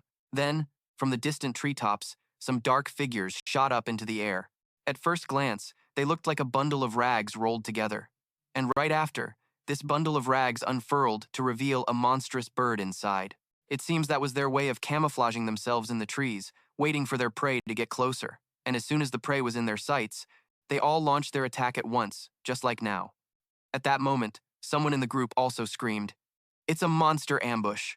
Everyone, get into formation quickly. And as soon as those words were spoken, the flock of monster birds up ahead closed in on them. Seeing this, Prince Stefan also roared, how dare you disgusting monsters attack me? The one blessed by the prophet. Knights of Entienne, hear my command and attack. Following his words, everyone immediately entered a combat stance. At the same time, Tot, who was at the back, used his fireball skill to create countless fireballs and launch them straight at the flock of monster birds. And while he was buying time, Shinlan also used his blessing skill to support the knights. O venerable Philin, please grant them courage and resilience. And right after he said this, a pink glow began to envelop the bodies of these heavily armored knights. Turning back to Renat, he was calmly observing the group fighting and thought to himself, not bad, especially that kid Stepan. He's stronger than I thought. It seems that blessing has a pretty decent effect. Of course, that's from the perspective of a 10-circle mage from my past life. But if I look at it with the eyes of a martial artist, they look pretty pathetic.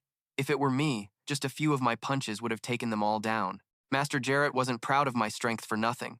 But anyway, it seems like no one is paying attention to me, huh? As he thought this, Ren began to glance towards Oros's group, who were carrying the luggage at the back. At that moment, they were also being targeted by one of the monster birds, and the ferocious appearance of the monster made these burly guys so scared they froze in place, unable to move. Then, just as they thought they were done for, a hand appeared and punched this monster bird straight in the face, causing it to explode into pieces instantly. And of course, the owner of this punch was Renat. And after Renat turned this monster bird into minced meat, he once again had time for his mind to wander. If Tot's expedition story is true, then that guide must have died here. The leader of this expedition is the hero Stepan of the Antien family. He's not exactly a bad person, but he doesn't care about anyone around him at all. He's only focused on showing off and upholding his noble ego. But wait a minute, that actually makes him a bad person. This is why that guide died. Shinlan is a little better, Renat thought as he started glancing over at Shinlan. Just then, Shinlan kindly advised Renat, "It's dangerous here. You should hurry and hide behind a tree or something." And just as he said this, a monster bird in the sky flapped its wings, launching countless feathers towards Renat. But seeing this, Renat didn't even bother to dodge. Getting hit by these feathers won't even hurt a bit, Renat thought to himself. And this thought only lasted for 3 seconds, because right after, a feather shot straight towards his eye, almost blinding him. "My eye!" Renat screamed as he was hit by this dirty trick, and as a result of daring to hurt his eye, this monster bird was obliterated with a single punch. "Didn't I cry all my tears out during training, so why are they flowing again now?" Renat mumbled, a little embarrassed, under the fearful gazes of Oros's group behind him, and it seemed the battle was over. Just then, Stefan turned to Edward and said, "Report the number of injured immediately. Are the mages and priests safe?" "They are safe, sir," Edward replied hastily. Meanwhile, Ren, who was nearby, heard these two guys only worrying about the mages and priests without asking about them at all, so he grumbled, "Hey, don't you care if we live or die?" And it was true. He really didn't care, or rather, he didn't even notice Ren's words and started to turn and speak to his soldiers. "The knights of Entienne are mighty. You may all rest and enjoy the pleasure of victory." Hearing this, the soldiers began to cheer in celebration. Turning back to Renat, while this group was still immersed in the joy of their victory, he turned to strike up a conversation with Tot. "Thank you, mage. I was able to survive thanks to you." "Ah, it was nothing," Tot said. After that, Ren casually asked about the matter he needed to know. "I heard you're from the Delpia Magic Tower. I have a friend there. His name is Renat. Do you know him?" And at this question, Tot was a bit startled and said, "Ah, you mean Renat? That kid has a big friend like you? He's a pretty cute and kind-hearted kid." That's what this guy Tot was saying. Began to laugh with great interest. This made Ren a little worried about the Ren at the Magic Tower, and he turned back to Tot. After he finished laughing, he calmed down and asked, "So, why do you ask?" "Oh, I just wanted to know if he's doing well. And has anything major happened to him recently?" "Ah, he's been diligently studying magic," Tot said. Hearing this, Ren asked again, "Has anything strange happened over the past few years?" "Strange? I don't think so," Tot said calmly. But then, he immediately recalled the image of Ren at the Magic Tower, and a completely perverted expression appeared on his face as he said, "The bridge of his nose is as high as ever, his eyes are like jewels, and his skin is so smooth." And as Tot spoke these words, Ren realized he was the same type as his master. This guy was just like Master Jerus, only interested in his physique, but in a different way. Good grief, what should I do? Should I just beat him to a pulp? At that thought, Ren's face scrunched up in disgust. But he still had to force himself to stay calm so he wouldn't kill the guy, and asked, "Besides all that, has his personality changed at all?" "I'm not so sure. I'm not very interested in that kid's thoughts or actions," Tot said, drooling. And while this guy was lost in his dark thoughts, Shinlan approached from a distance and asked Renat, "Are you injured anywhere?" "I'm fine. Please check on the Oros over there instead," Ren said as he turned to look at the group of Oros. Following Ren's words, Shinlan quickly went over to the big guys and began to heal them. But it seemed that having a kind human suddenly come to heal them made these orcs a bit scared, so they hurriedly said, "It's okay, High Priest. We're not in pain. This is really nothing. It doesn't hurt at all." But despite their words, Shinlan calmly said, "Stay still," he said while continuing to maintain his healing magic. However, Shinlan's actions made some of the remaining soldiers wonder and ask, "Priest, those guys just need to lick their wounds and they'll heal. Why are you wasting your energy healing them?" Back to Renat. After seeing Shinlan's actions, he had many thoughts. Shinlan was kind and even healed them, but he treated them like cats and dogs, not people. The biggest problem is that the core value of humans is arrogance. Other races are always treated like animals. The path for races to fight for their rights is still long and arduous. And while he was still pondering this issue, that guy Stepan from behind started to arrogantly order, "Hey, lead the way. Now, show us where to go." This guy's superior attitude was starting to really piss Ren off. However, for the sake of the greater goal, he had to endure it and turn to speak to him in a robotic voice. After going straight, turn right. There's a stream up ahead, so please slow down. What's with that weird voice? Stepan asked, puzzled. It's nothing, sir, Ren replied calmly. Time passed quickly, and after a few hours of traveling and constantly running into monsters, the soldiers in Stepan's group were all battered and bruised. A death viper and a dire wolf, and then over 20 goblins. How can this tiny mountain have so many monsters? A few complaining voices from the soldiers began to rise up. But after hearing these words, Ren started to laugh inwardly. Why? It's because I didn't choose the established path and just plowed straight ahead. That's why we're running into so many monsters. Thinking this, a grin spread across his face as he said to Stepan up ahead, Do you need to rest, sir? On the surface, his words seemed to show concern, but they were like a knife striking directly at the pride of these arrogant nobles. If he hadn't said anything, the soldiers might have been able to rest a bit. But the moment he spoke, Stepan's cheap sense of superiority flared up, and he yelled at the soldiers, Everyone, get up! Seeing him start to scream like that, Ren almost died laughing. Right now, Ren was reading him like an open book. The knight was too arrogant, the priest was too rigid, and the mage was narrow-minded and nasty. The nature of a mage from my past life is ingrained in my very bones. It's true, I'm the one who showed you the way. The fastest way was to go straight there, so I wasn't lying. I wasn't trying to make you uncomfortable. After that, the group began to move once again. At this point, even someone like Stepan had to exclaim, So this is the place where Sir Cross lost his life. I never expected there to be so many monsters on this small mountain. And as he said these words, they had already arrived at their destination, and the sight before him left him a little stunned. From Stepan's perspective, the forest in front of them was gone. In its place was an ancient ruin, lying beneath a massive fissure in the earth.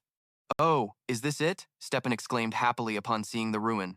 And Edward confirmed with a smile, This is definitely it, Sir Stepan. That is the great Panton ruin. From above, the ruin resembled the warhead of an artillery shell. Getting back to the story, after spotting the ruin, the entire group quickly approached it. And then, standing before the entrance to the ruin, Ren said, This is the entrance. I believe we can head inside now. Your Highness. Hearing this, Stepan immediately turned to his men and said, All right, everyone, prepare to enter, turning back to Ren. Because his only mission was to guide them, his job was technically finished. So, he spoke up. Well then, I'll wait here since my guiding duties are over. Hearing Ren, Stepan finally seemed to recall his presence and said, Very well. Your work here is done. You can return now. But I have no way of getting back by myself, Ren quickly replied. Hearing this, Stepan remembered that guides like him were usually too weak to make it back alone, so he declared, You worked hard guiding us here, so we will protect you on the way back. This condescending, charity-like remark began to infuriate Ren. So you didn't plan on it from the beginning, huh? As he thought this, Ren started cracking his knuckles. If it weren't for his main objective, he would have already beaten this guy senseless. Turning back to Stepan, before entering the ruin, he spouted some nonsense to rally his soldiers. A great being slumbers within. Let us honor his will. Let us venture inside and find the demon sword. Antien. Together.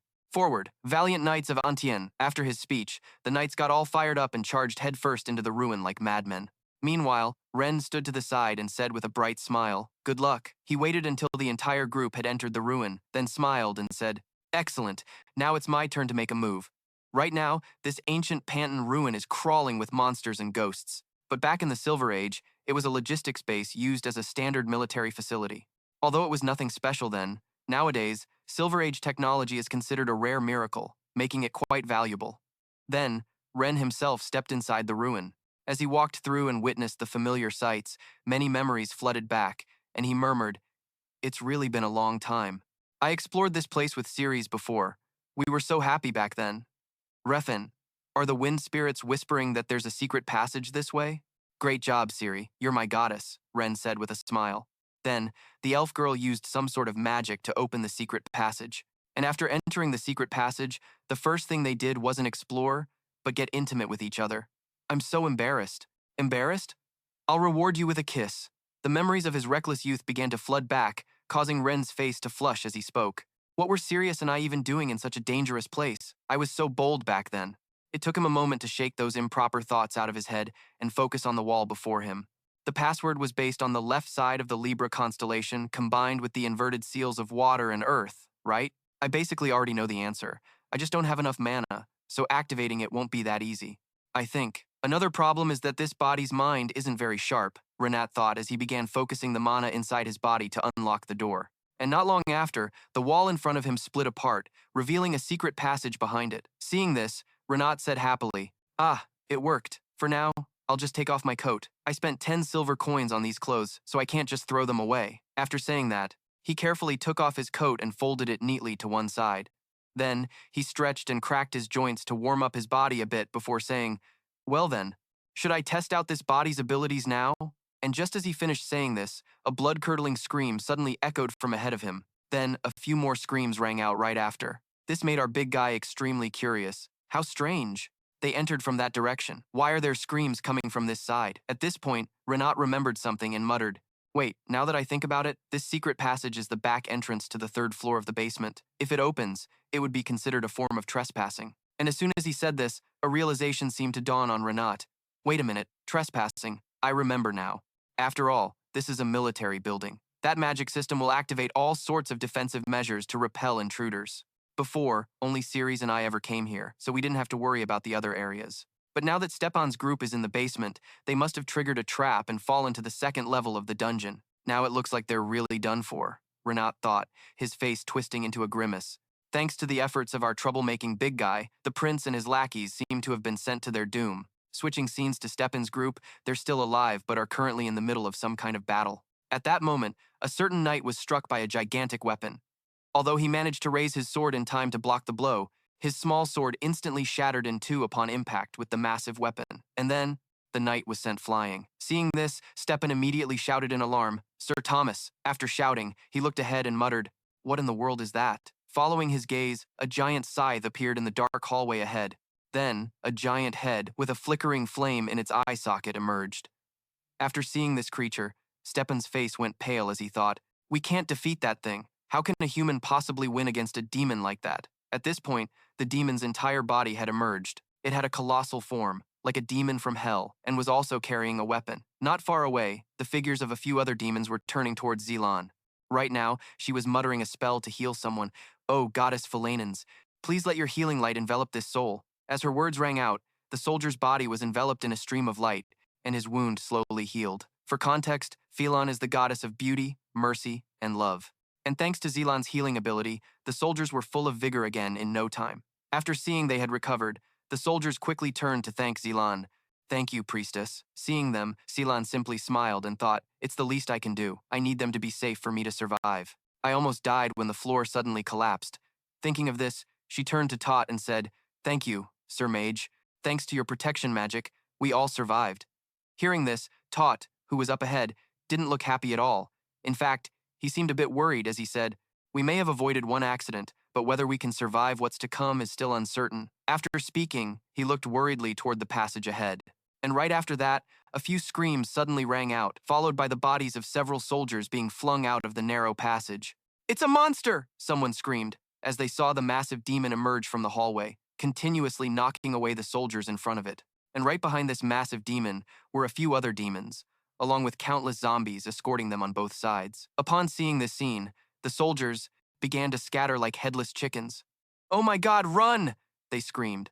Sion, seeing the dire situation from the back, immediately used his blessing ability to support them. "Oh, Goddess Philin, please strike down that hideous creature with your mace of light."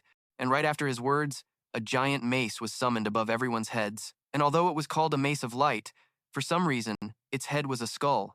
Turning back to Sion, after seeing the giant mace appear, he began to use his blessing skill.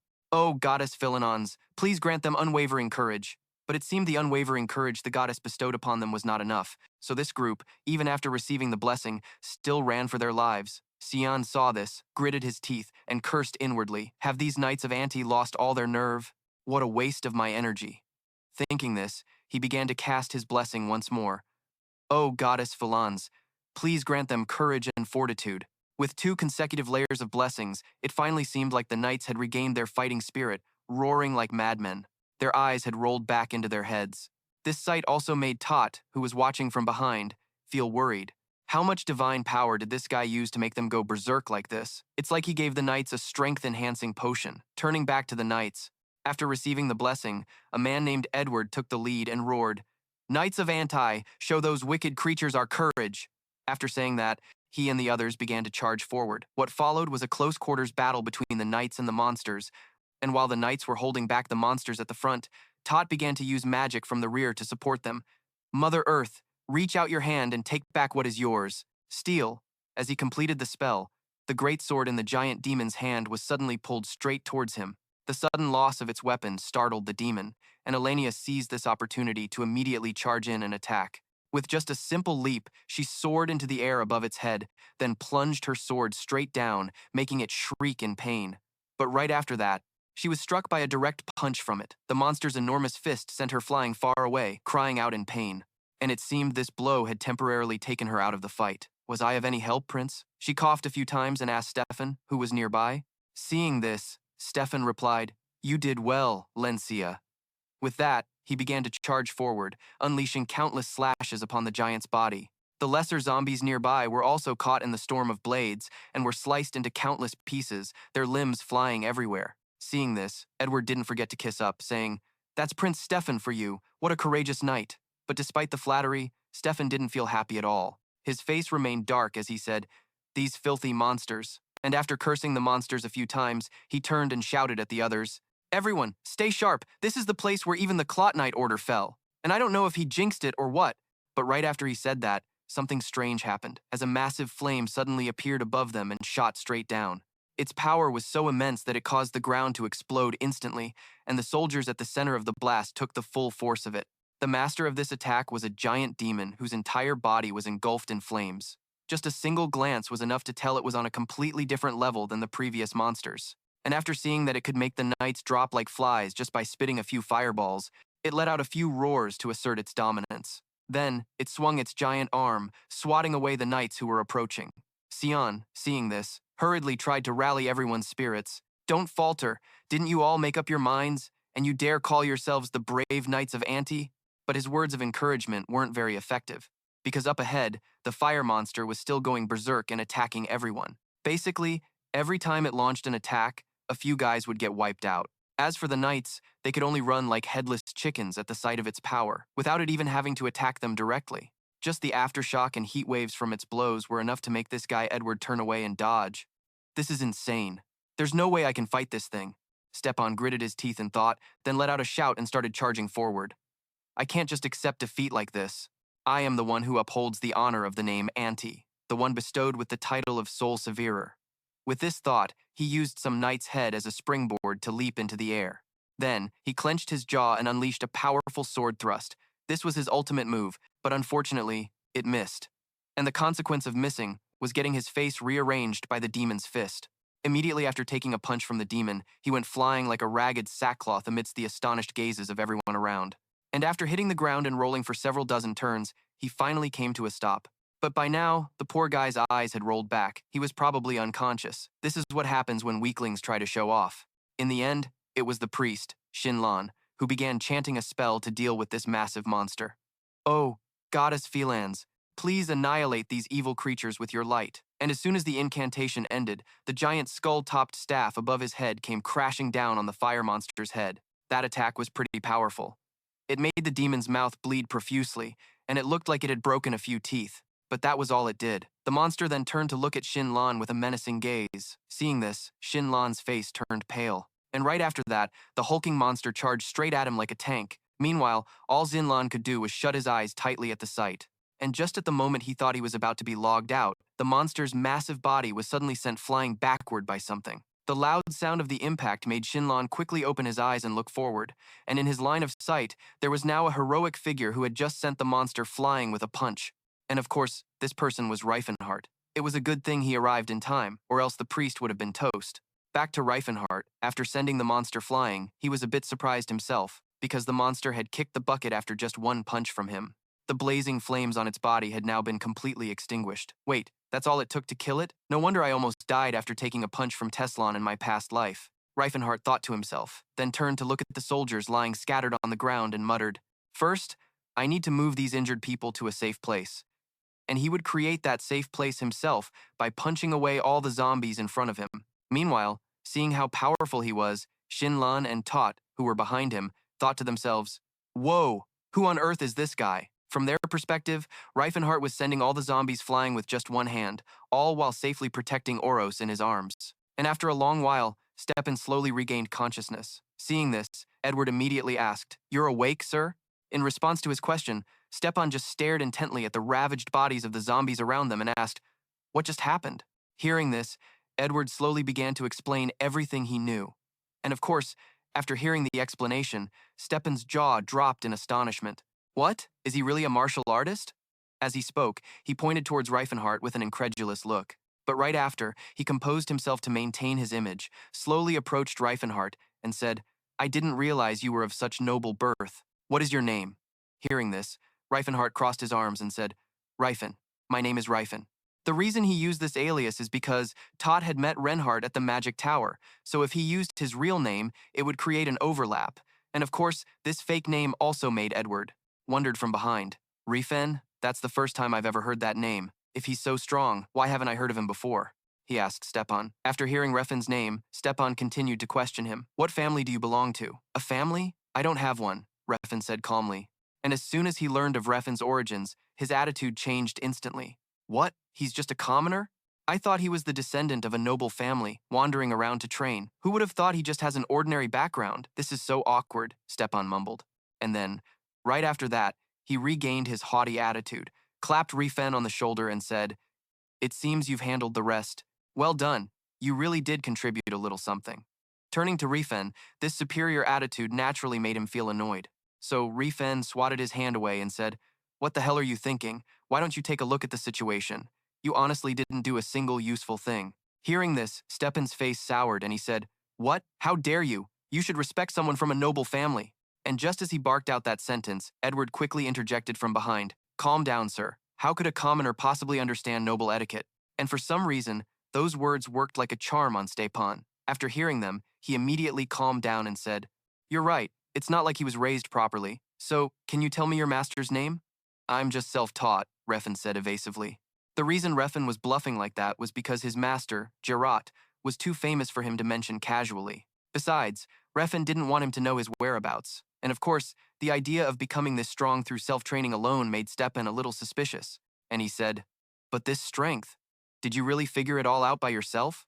Hearing this, Rifenh cleaned his ear out of boredom and said, "You should be worrying about your injured comrades instead of wasting time interrogating me. They need treatment." As he spoke, he started pointing to the soldiers lying scattered everywhere. And Rifen's way of speaking made Edward, who was standing opposite him, think for a moment. The way he talks feels so natural, but he doesn't seem to realize how arrogant it is. Like how people of high status speak to those beneath them. If we put his age aside, with that nonchalant attitude, he could be royalty from another nation. Thinking this, he became more confident in his speculation. That must be it. Perhaps I know why he's so arrogant. That's the way an elder speaks to a junior. What a strange young man. Turning to Sinan, he now approached Rifenh and asked, "Excuse me, is your name Rifenh? How tall are you?" Hearing this, Rifenh turned to look at the tiny guy and said, Probably about 6'3". "What about your weight?" Sinan asked, his eyes sparkling. "I don't know. I haven't weighed myself," Rifenh said awkwardly. And at Rifen's answer, Sinan continued to stare at him with an admiring gaze and asked, "How do you usually train to get a body like this?" "I just fight, eat, and lift a lot of weights. I know." "I heard that martial arts masters don't easily reveal their training methods," Sinan said cheerfully. But this attitude of his left Rifenh a bit confused. Why is he suddenly so friendly? The tiny guy's full name is Sinan Fils. He was an orphan from a young age and grew up in an orphanage. As a child, he was often bullied for being weak and for his appearance. This went on for some time, so he gradually became obsessed with the things he didn't have. A powerful physique, a deep and loud voice. At one point, he even wanted to become a gorilla, a species that proves itself with its body. But reality was far from his imagination. He didn't get any taller despite going through puberty, and his hair just grew remarkably fast. Despite having a weak body, he still tried bodybuilding, hoping to overcome his obsession. But the only result was that his mana increased from using healing magic on his training injuries. And because of that, he started to admire muscular people. Just like now, he was looking at Rifenh with eyes full of longing and said, "You. How wonderful." That look sent shivers down Rifen's spine as he thought in horror, what is with that expression? At that moment, Rifenh wanted nothing more than to get away from Shinlan. So he said, "I'm going to look for an exit." But unfortunately for Rifenh, Shinlan was determined to stick to him like glue. "I'll go with you," Shinlan said enthusiastically. But what if someone gets hurt while you're gone? Rifenh reminded her. Just then, from the side, Stefan, who had overheard their conversation, chimed in. In that case, I'll go with you. He then turned to the woman beside him. Lencia, you stay here and help the others. Yes, master, Lencia replied. Stefan then approached Rifenh and asked, Is that all right with you? Do as you please, Rifenh answered calmly. And just like that, the two began to move through the dungeon in search of an exit. As they walked, Stefan was filled with suspicion as he looked at Rifenh. Even if it was just a coincidence, I refuse to admit that I was helped by some country bumpkin. He should be honored to have helped a knight. The way he does things as he pleases is ironclad proof of his disrespect for the knightly order, the arrogant bastard. Let's see if you can keep that composure when a monster shows up. I'll show you my skills and teach you to know your place, he thought, beginning to imagine himself effortlessly defeating monsters, while Rifenh knelt beside him, thanking him for saving his life. This fantasy made him unable to hold back a sinister smirk. I hope a monster shows up soon. And his train of thought was cut short right there, the reason being that Rifenh had just knocked him out cold with a single chop. It's about time. Take a little nap, Rifenh muttered. After that, Rifenh glanced behind him, where a mob of zombies was slowly closing in on them. It seemed the zombies realized they had been spotted, as two of them immediately picked up speed and charged straight at him. For these pathetic monsters, Rifenh only needed 2 punches to send them packing. Obstacles cleared, now let's go find some treasure, Rifenh said cheerfully as he started moving forward. It wasn't long before he arrived at what appeared to be a storage room. Excellent. 50 silver coins from the Silver Age? It has to be around here somewhere, right? Rifenh muttered as he began searching the shelves. Moments later, he found a backpack and exclaimed with joy, Found it! A spatial bag. A spatial bag is a magical item capable of holding objects up to 10 times its own size, and it also reduces their weight by a factor of 10. And the spatial bag wasn't the only valuable item in this storage room. There was also a Skyfire forge, a returning spirit dagger, magic crystals, and so on. Heh, what a pile of valuables, Rifenh said with a grin. After snatching up all the rare items, he returned to where he had left Stefan. By now, the knight was slowly coming to, rubbing his head and asking, What happened? Hearing this, Rifenh, who was right beside him, began his award-winning performance. You're awake? They attacked you from behind. You went down almost immediately, Rifenh said, gesturing to the zombie corpse on the ground as proof for Stefan. Hearing this, Stefan thought to himself, Damn it, why is my luck so bad today? With that thought, he voiced his gratitude. Thank you for protecting me. Don't mention it, Rifenh said with a smile, all the while thinking, looks like I'll have to knock him out again. And so it went. While Rifenh looted everything in the ruins, Stefan was knocked unconscious at least 3 more times. I'm not hitting him too hard, am I? Oh well, even if I mess up, he'll be fine, Rifenh thought to himself. After getting knocked out so many times, Stefan began to realize something was off, but no matter how hard he thought about it, he couldn't put his finger on it. This is strange. I was on high alert, but I didn't sense a thing. Is there something wrong with my body? Maybe I need to take some tonics when I get home, he thought, glancing back at Rifenh. Meanwhile, Rifenh was just staring intently at the spatial bag on his hip, thinking happily, I've got the bag. I can probably come back for the rest of the loot later. With that in mind, he spoke up. Looks like we've hit the end of the path. Let's head back. I suppose so, Stefan replied, mumbled. And after those two returned, the knights had also been fully healed. The group started moving again, and during this time, Xianlan, who was walking beside Ren, asked him, Are you a royal noble? A noble? No, I'm just a commoner, Ren calmly said. And this made Xianlan even more surprised. A commoner? But you're so strong. Is a commoner not allowed to be strong? Ren said coldly. Hearing this, Xianlan voiced his own doubts. Not only that, but the way you talk is as if you're his superior. Ren was a bit confused, so Xianlan explained, As a martial artist, I know you're confident and can speak on equal terms with Sir Stephen, but I don't think you should do the same with Sir Edward, because he's over 40 years old. The priest's words also made Ren realize a few things. That's right, I'm only 22 in this life.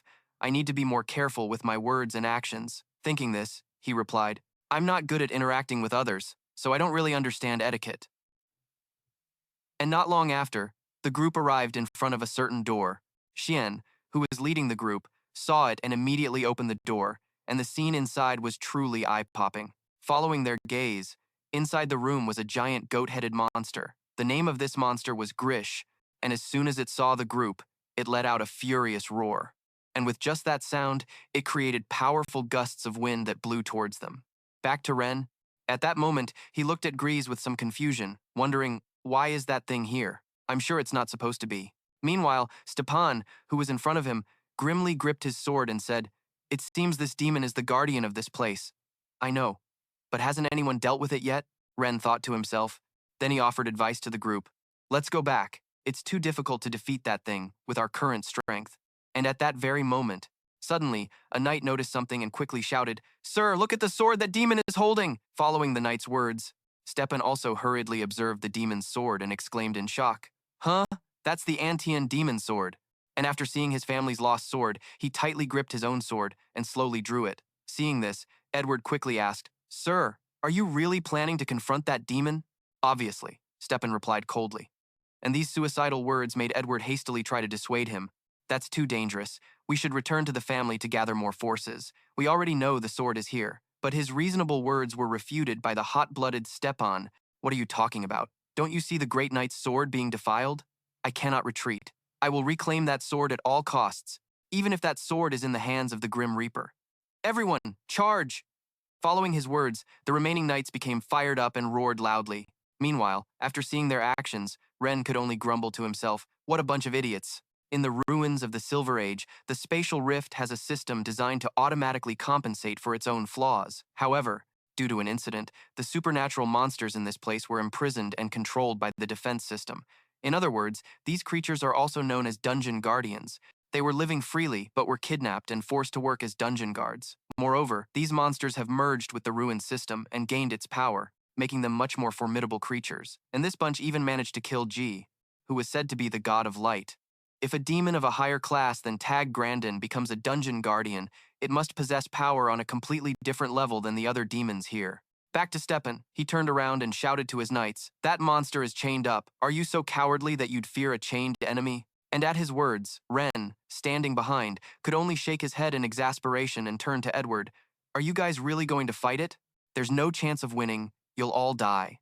And at his words, Edward just calmly turned and said, "I am very grateful for your help, but in the end, you're just a barbarian with no honor. In this world, there are things worth risking your life for." After hearing this, Renat just wanted to slap him a few times. The word risk is only used when there's a chance of winning, but what chance do you possibly have of defeating it? Turning back to Edward.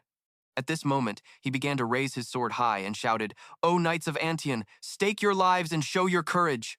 After speaking, he began to charge forward, much to Renhat's confusion. You guys couldn't even take down a Tigren, so what can you possibly do against this monster? Meanwhile, on the side, Priest Shin Lan had also used his blessing skill to empower the knights, Goddess Philin. "May the goddess's blessing be upon everyone." And right after his words, the knights' bodies were enveloped in a pink light, and the knights, seeing they had been empowered, eagerly charged forward and slashed straight at the monster's maw. "Begone, you demon!" The two of them shouted, but unfortunately, their attack couldn't even leave a scratch on Grease, and right after, it grabbed the demon's sword Antian and slashed them until blood sprayed.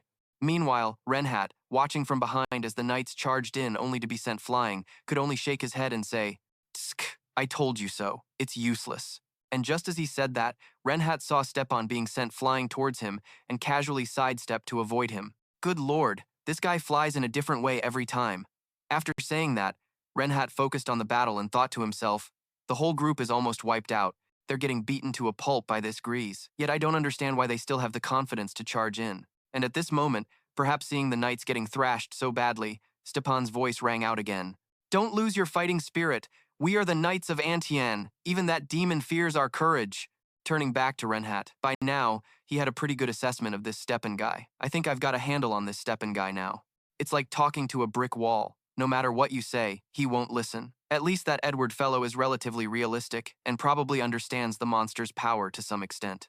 As for Stepan, it's true he's been fighting Gris up until now, but to put it simply, he just flies in and gets knocked right back out. And although he managed to stab the monster a few times, to be honest, he only caused minor scratches. With a body that massive, those wounds are nothing more than mosquito bites." Turning to Sin Lan, at this point, even the priest had to join the battle directly.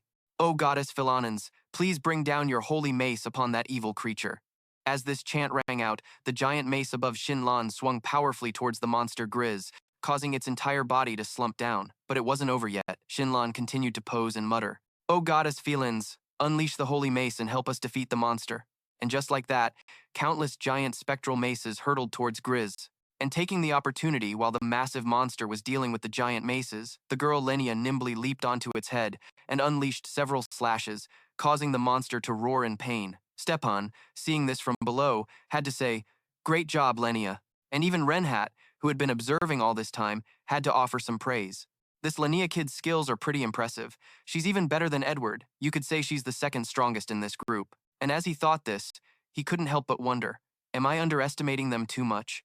And while he was still pondering, Todd up front began to use his magic to support the group. Icy north wind from my hand, swirl into a blizzard. And as soon as his incantation was complete, a snow tornado appeared, right on the monster Griss's position.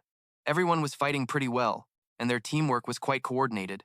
Everything seemed to be going well until the energy circuits on the wall suddenly changed from blue to a reddish-orange. Next, the sound of chains being pulled taut rang out, and then the inevitable happened. Suddenly, a mechanical voice was heard. Current defense system overwhelmed, therefore, shifting to phase 2. And right after this announcement finished, all the stone slabs that were imprisoning, the restraints holding the monster Grebus instantly shattered. Witnessing this, Rifen's expression hardened as he snarled, "Damn it!" turning his attention to Grebus.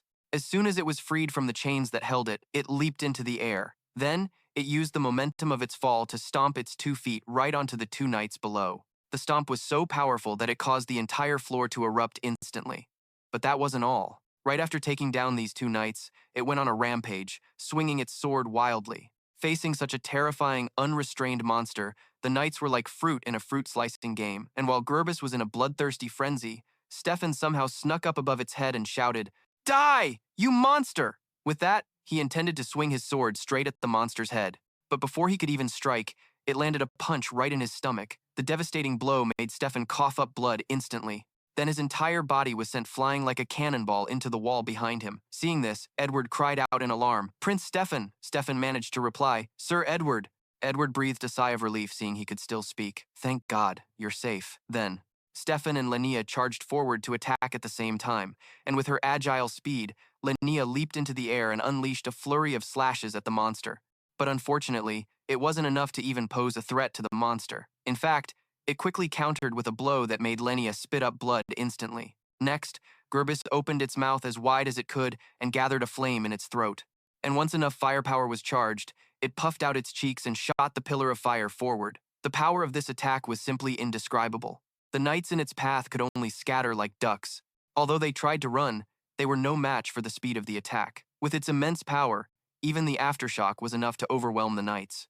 Grebus just kept spitting out blasts as if it had unlimited ammo. And very quickly, one of the attacks targeted Xinlan. Seeing the attack rushing towards her, Xinlan's eyes widened as if she were about to cry.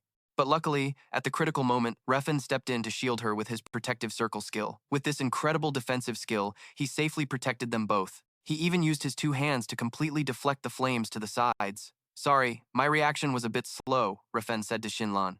Then he stared intently at the hulking monster and thought, "A Grebus? Can I handle it? To be honest, I'm a little curious. I wonder what my current power limit is, and whether the martial arts of this body can handle that demon. When I was a mage, I always avoided gambles where I had no chance of winning. But now I'm a warrior. I feel a thrill when facing a strong opponent. This is a feeling I never had in my past life. It seems I've come a long way as a martial artist. Master would probably be happy to see this. Master said that when you don't know your opponent's strength, you should just attack first, right?" With that thought, Rifenh began to unleash a barrage of long-range punches at Grebus. With each punch, a pillar of light shot out from his hand toward the monster. This was the key blast skill. These attacks made the monster Grebus cry out in pain, but it quickly retaliated with a slash aimed at Rifenh. Fortunately, Rifenh managed to duck and narrowly dodge it, but it still left a small cut on his chest, forcing him to be more cautious. This powerful body can deflect even a steel sword, but a demon sword can actually injure me a little, Rifenh thought to himself. And just as he had that thought, the monster opposite him raised one leg and slammed its giant shell right into him. As a result, he was sent flying backward like a rocket. The wall behind him exploded instantly from the impact of his body. Seeing this, Xinlan hurriedly cried out, "Rifenh, I'm fine," Rifenh replied as he began to walk out of the small crater his body had made. His body was completely enveloped in his own aura, and Xinlan's eyes widened at the sight. My God, is this the power of a divine light wielder? Back to Rifenh hat, he began to crack his neck and thought, if I can hold my ground, I'll have a chance to counterattack. I've gotten used to this after training with my master. Maybe I should use this opportunity to refine my technique a little.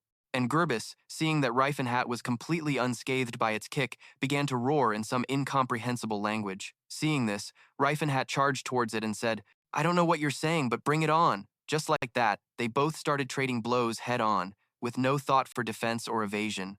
Meanwhile, Stepan, having recovered a bit after resting, was now witnessing the battle between the two. And upon seeing the aura enveloping Rifenhat's body, he was in disbelief. This presence, how can a low-class nobody with no fame or reputation possibly use aura, something that even a high-ranking noble can't obtain? And the more he watched the fight, the more anxious and incredulous his expression became. What the hell?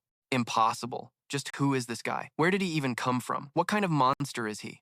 From his perspective, the battle was slowly tipping in Rifenhat's favor, as he furiously pummeled the goat-headed monster until its tongue hung out. But just as quickly, the beast counterattacked with a devastating slash. Fortunately, Rifenhat's quick reflexes allowed him to dodge just in time, but the slash was incredibly powerful. Its impact alone shattered the floor into countless fragments. Back with Rifenhat, for some reason, the more he fought, the more thrilled he became, fighting these monsters. I can feel just how incredible everything I've learned has been. I can easily see through their slow attacks. As he thought this, he launched an explosive punch straight at the monster Gerbis's face, tearing a large gash across its face.